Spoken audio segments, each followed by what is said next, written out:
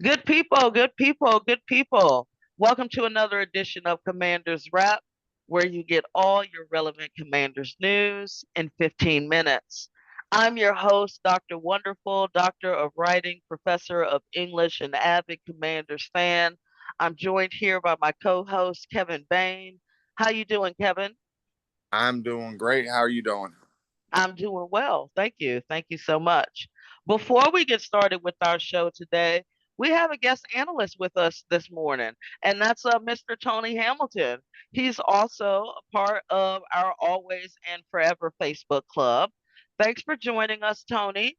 Tell our fans a bit about yourself and where they can find your Commanders podcast.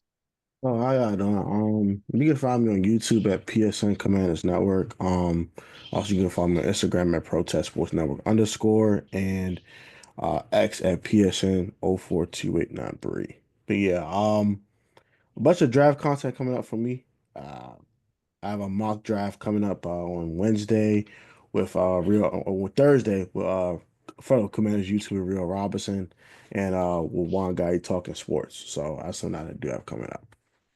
Awesome. I love watching Rio's show, by the way. I watch him all Yeah. the time.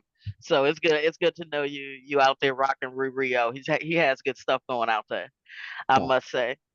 Don't forget, we at Commanders Rap. We also air every Sunday at 9 a.m. on YouTube, and we replay at 10 a.m. on Spotify, Amazon Music, Audible, and you can catch the link on Reddit as well.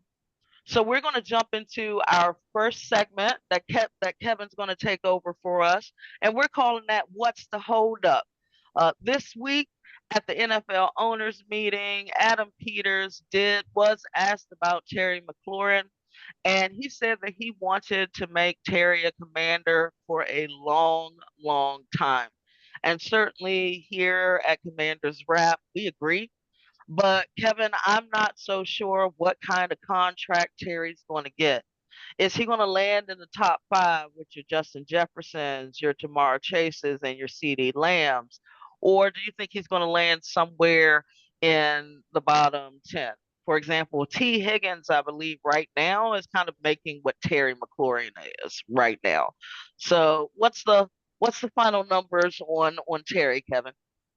Yeah, I think he lands in the top five, no questions asked.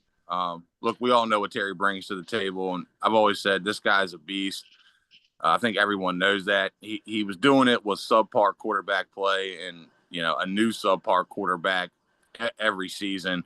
Um, I'm like, let him play with a good quarterback, and he's going to have his best season ever. Well, we saw what happened last season. He goes over the 1,000-yard marker as usual, but then pulls in 13 touchdowns most of his career, and which was second most of all wide receivers, only behind Jamar Chase. He only got better as the playoffs started, scoring 3 touchdowns, one in each game. So, yeah, he's about to be paid, and he definitely deserves to. I've seen some possible projections from Spot Track of what his new contract could look like, which they had it at 3 year, 89.7 million with about 30 million annually. I personally think that number is a bit low, considering the way the market for the NFL's best wide receivers has skyrocketed the last 2 years. I think offering Terry a 3 year, $100 million contract with about 70 million in guaranteed money might be more in line with reality. That would land him in the top five highest paid wide receivers, and with about $33 million per season. Could go a little bit more than that.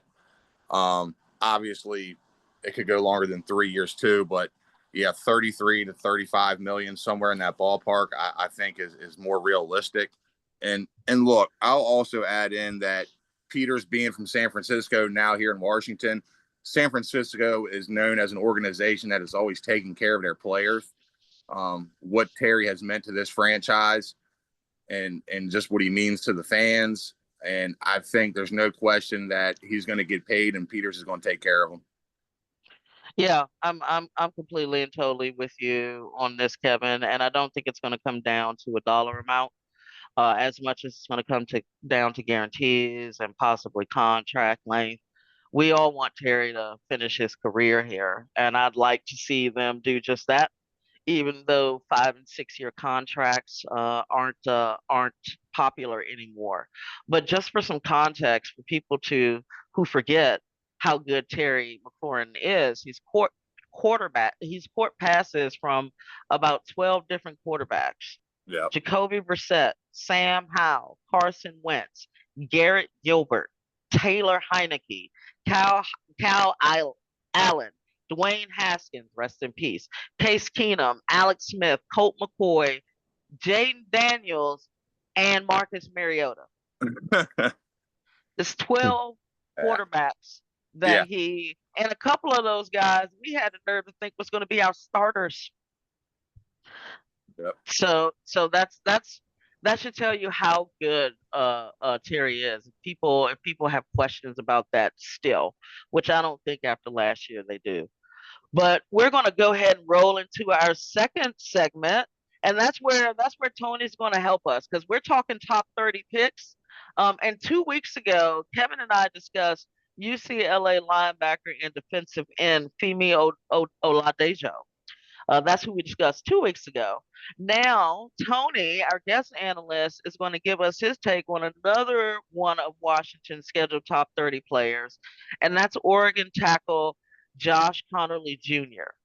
Now, Tony, what's your analysis of Conerly Jr., and would you take him if he's there, even though Dan Quinn said Brandon Coleman is expected to move over to right tackle?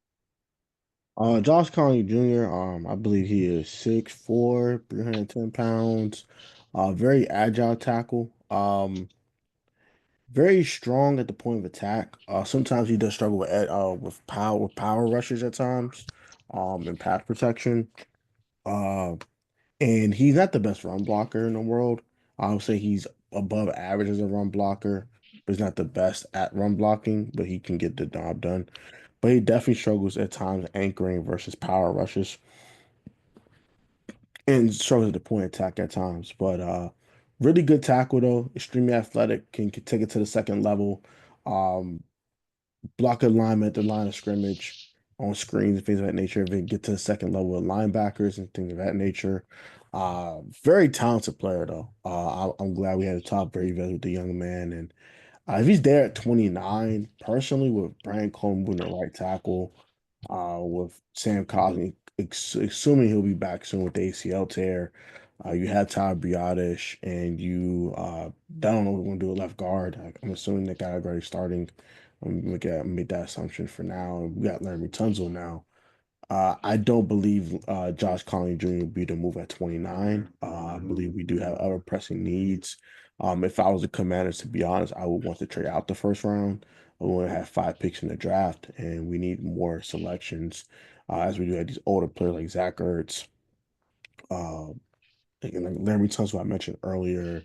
Marshawn Lattimore was in his late 20s, things of that nature. So we need younger players on this roster to kind of complete the roster for the present and the future, kind of similar to our division rivals in the Philadelphia Eagles. So personally, for need reasons and also lack of selections in the draft, I personally wouldn't draft Josh Conerly Jr. at 29, even if he's there. But he's a very talented football player, and I would not be mad if they did do it. Right. But it's not like we're ever going to be mad at like O-line picks, right? We come from a tradition of the Hogs. But Kevin and I agree with you, Tony. We've been kind of like trade back, man. Trade back if you Yeah. can. Yep. But you Yep. got to have someone who's willing to dance. And we And agree, to the kind of tango. like, uh-huh. Yeah, kind of like with you with the moves that we've made. We're not sure O line is a place where we're going to go anyway, but Connerly is really good, and he might be hard to pass up. And if he's the top rated guy at 29, I don't know. Maybe you take him and you figure it out with Brandon Coleman. Maybe move him to guard or something like that. We'll definitely have to see. So on next week's show, Kevin and I will give our thoughts on the tush push and the motion to ban it. It's been tabled for now, but the league may just be delaying the inevitable. And we've got another top 30 player analysis for you all on the next week's show of Commanders Wrap. where you get all your relevant Commanders news in 15 minutes. And we want to thank our guest host, Tony Hamilton, once again for coming by. Don't forget to catch his show on YouTube. Don't forget to catch his conversation with Rio Robinson doing mock drafts. And don't forget to come back next week to hear us next Sunday chat about top 30 picks. Thank you all and have a good day.